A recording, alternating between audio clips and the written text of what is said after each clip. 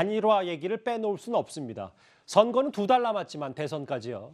설 연휴까지는 약 3주간 남았습니다. 여기가 단일화의 분수령이 될 것 같은데요. 이준석 대표와 안철수 후보의 목소리를 저희가 각각 준비했습니다. 이분이 이제 한동안 좀 잊혀졌다 보니까 이분의 또 과거 발언이나 이런 것들을 젊은 세대가 또 잊고 이런 경향성이 있는데 청개구리식 반대를 이제 하면서 이렇게 젠더 이슈에 대해서 이렇게 이야기한 경우도 있고 안철수 후보에 대한 지지율을 지속할 이유는 없다 이렇게 제안할 생각이 없는데요. 그건 제가 대신해서 말씀드리지 않겠습니다만은 제가 아무 이유 없이 이렇게 말하는 건 아닐 겁니다. 최근 저에 대한 국민의 기대와 응원의 열기가 높아지는 것을 현장에서 피부로 느끼고 있습니다. 감사하고 또 감사한 일입니다. 이제 대한민국 정치에서 다윗이 골리앗을 이길 수 있다는 희망이 필요합니다. 그렇지 않습니다. 저는 정치인이 만나자는 요청이 오면은 누구라도 못 만날 이유는 없다는 원론적인 말씀을 드린 겁니다.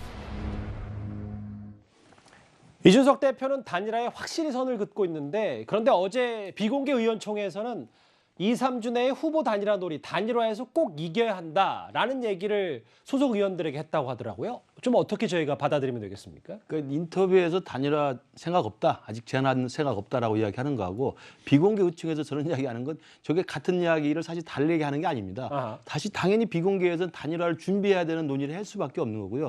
그러나 공개된 인터뷰에서는 지금 단일화 제안 생각 없다고 이야기할 수밖에 없는 거죠. 저는 모순된 건 아니라고 보고요. 다만 단일화에 대해서는 안철수 후보의 단일화가 사실은 이준석 대표와 악연이 있지 않습니까? 지난 4월에 서울시장 보궐선거도 있었고 그래서 단일화의 시안을 놓고 보면 지금 안철수 후보가 조금 올랐다고 그래서 그리고 윤석열 후보가 좀 빠졌다고 그래서 단일화 이야기를 덜커덕 윤석열 후보 측이나 국민의힘 측에서 먼저 하는 건 사실은 제가 볼 때 온당치 않습니다. 전략적으로도 옳지 않고 그렇기 때문에 단일화에 대한 공식 제안이나 단일화 논의가 수면 위로 올라오는 것은 제가 볼 때 한참 뒤로 가야 되고 지금 시기상조라는 생각이 들고요. 왜냐하면 2월 중순 가야만 후보 등록이 시작이 됩니다. 그렇죠. 아직도 시간 한참 남아있기 때문에 이번 1월 말에 구정 전후로 해서 여론조사까지 추이를 보고 설 연휴까지. 그렇습니다. 그 상황에서 윤석열 후보가 다시 상승을 할 수도 있기 때문에 그런 연후의 모든 모습을 본 다음에 단일화에 대한 논의를 사실상 시작해서 늦지 않기 때문에 저는 당연히 이준석 대표 입장에서 전략적으로 지금은 단일화 제한 생각할 게 없다라고 말하는 게 저는 옳다고 생각합니다. 여기 단어 하나가 있어요. 철석연대. 안철수의 철, 윤석열의 석을 합쳐서 철석연대. 이게 지난 4.7 그 서울시장 재보궐선거 때 안철수 후보 측이 사용했던 명칭이라고 하더라고요. 한번. 어쨌든 이현정 의원님. 그럼 설 연휴 때까지 윤석열, 안철수 두 후보는 각자의 지지율을 끌어올리려고 정말 죽을 힘을 다해서 할 거고 그 전후로는 그런데 단일화 논의가 없을 수는 없다. 뭐 이렇게 정리하면 되겠습니까? 근데 이 단일화 논의란 게요. 이게 뭔가 만나다든지 이게 뭐 하기 시작하면 그 늪에 빠질 수밖에 없어요. 그래서 김근식 교수도 이야기를 했지만 지금 단계에서 지금 이 지지율 문제를 놓고 단일화를 시작해버리면 일단 먼저 제안하는 쪽이 끌려갈 수밖에 없습니다. 그리고 이 단일화라는 게 지금 논의 시작한다고 해서 뭐 빨리 되는 것도 아니에요. 어차피 이 단일화 논의는 하루 만에 될 수도 있는 것이고요. 왜 또 양쪽에 어떤 면에서 뭐 이해관계가 딱 맞아야 되기 때문에 아무리 오래 해도 안 될 수가 있습니다. 그렇기 때문에 아마 제가 볼 때는 지금 1월 달까지는 아마 만남 자체도 서로 꺼릴 겁니다. 왜냐하면 만나는 것 자체가 공개되거나 비공개적으로 할 경우에 알려질 경우에 이게 바로 이제 이게 단일화 열풍이 불면서 사실상 지금은 어떤 면에서 보면 이재명 후보와 각을 세우고 뭔가 자신의 어떤 가치를 끌어올리는 데 집중해야 되는데 자칫하면 지금 저희가 자꾸 이 단일화 문제를 이야기를 하잖아요. 그 언론도 마찬가지입니다. 자꾸 단일화 쪽에 관심을 가지기 시작하면 그때부터는 다른 주제는 보이질 않아요. 공약도 보이질 않고 오로지 단일화에만 마련될 수밖에 없는 거거든요. 그런 면에서 보자면 저는 전략적으로라도 지금은 일체 내부에서 단일화 문제 말도 하지 말고 만나지도 말고 이제 그런 전략을 유지하는 게 최선의 저는 전략이라고 봅니다. 알겠습니다.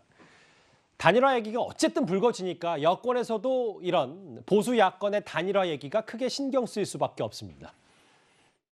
얼핏 보기에 우리한테 유리하게 국면이 전환된 것 같지만 그렇지 않습니다. 여전히 정권 교체를 희망하는 여론이 높고 보수 야권 후보들의 합산 지지율은 이재명 후보보다 높습니다. 국민의힘 내부의 자중질환과 지각 변동이 만든 에너지가 단일화 쓰나미가 되어 우리에게 밀려들 수 있는 지극히 위험한 상황입니다. 금요일 한국갤럽의 여론조사 결과가 나왔는데 한번 추세를 만나보겠습니다. 12월 셋째 주와 1월 첫째 주 이재명 후보의 36은 똑같고요. 35에서 26, 9%포인트 떨어진 윤석열 후보입니다. 그리고 안철수 후보가 5에서 15%, 무려 10%포인트나 올랐고 심상정. 이 그래프만 보면 수정수 국장님. 네. 윤석열 후보에 빠진 9%포인트가 그냥 고스란히 안철수 후보의 5%에서 15%, 10%포인트 이상 증가한 걸로 갔다. 그럼 이재명 후보에게는 하나도 안 갔다. 이게 지금 여권의 고민 혹은 단일화에 대한 우려 뭐 이런 겁니까? 안철수 후보와 윤석열 후보의 관계는 둘이 시소를 타고 있죠, 지금. 그래서 일종의 기랑 관계입니다. 한쪽이 올라가면 한쪽 내려가고 그런 관계이기 때문에 저 표 조사 결과대로 윤석열 후보 쪽에서 빠진 표가 뭐 대부분은 안철수 후보 쪽으로 갔다라고 봐야 되겠죠. 저 부분이 물론 이재명 후보도 고민이 있을 겁니다. 지금 30%대 중후반을 계속해서 기록하는 조사 결과들이 많이 나오고 있는데 저것을 이제 40%대까지 넘어가는 이른바 나름의 안정적인 이 대세를 좀 장악한 그러한 데까지 가야 되는데 아직 거기는 조금 못 가고 있는 그런 상황이거든요. 예. 그 부분에 대한 이재명 후보의 고민이 있을 것 같은데 일단 안철수 후보와 윤석열 후보 두 사람 간의 관계는 저런 기랑 관계에 있기 때문에 아마 1월 한 달간 특히 윤석열 후보와 안철수 후보 간에 저 지지율 쟁탈전이 정말로 치열하게 펼쳐질 것으로 예상이 되고 거기서 가장 중요한 것은 최근의 흐름들을 제가 이렇게 주변에 보면요. 윤석열 후보의 위기관리 능력, 리더십 그리고 정책 능력에 대해서 의구심을 갖는 사람들이 굉장히 많이 늘었어요. 예. 그래서 그 부분에 대해서 윤석열 후보가 1월 한 달간에 보여주는 여러 가지 행보 이런 거에 대한 평가 이것에 따라서 다시 안철수 후보에게 간 표의 상당 부분을 다시 뺏어올 수도 알겠습니다. 있고 만약에 그 부분에 있어서 별다른 것을 보여주지 못한다면 지지율 자체가 또 바뀔 수도 있는 그런 상황이기 때문에 1월 한 달간 아마 두 윤석열 안철수 후보 간에는 그야말로 혈투가 좀 벌어지지 않을까 예상이 됩니다. 윤석열 후보에 빠진 지지율이 안철수 후보에게는 고스란히 갔다. 이렇게 정확한 여론조사 대략 흐름이 나오기도 참 쉽지 않은데요. 여론조사까지 만나봤습니다.